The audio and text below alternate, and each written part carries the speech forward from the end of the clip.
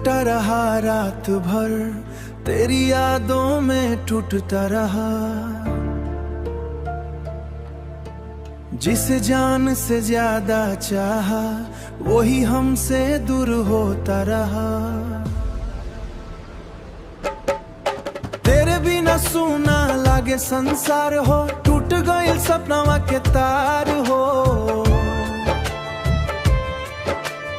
आँख से बरसेला डर के पानी, काहे बनलू तू बेवफा रानी। दिलवा में उठेला गम के तूफान, अब न बचल बजिए करमा।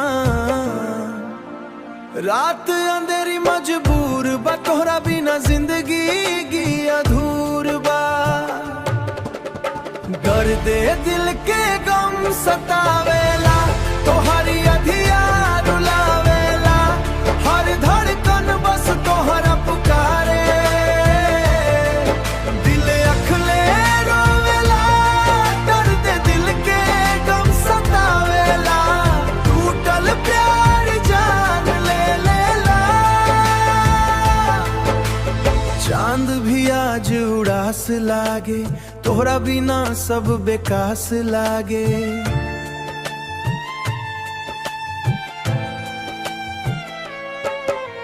कसम से अब हंसी न आवे, दिल बस तोहरे खातिर रावे। सांस चले पर जान न लागे, इश्क अब अभिशाप लागे। टूटल दिल के आवाज सुन लौट आए अब बेवफा सनम। दर्दे दिल के गम सतावेला, तोहरी अधिया रुलावेला। हर धड़कन बस तोहरा पुकारे, दिल अखले रोवेला। दर्दे दिल के गम सतावेला, टूटल प्यार जान ले लेला। जिसे चाहा वही दर्द दे गया, अपना कह के अकेला छोड़ गया। अब बस गम ही साथी बा, बाकी सब झूठी कहानी बा। आयो।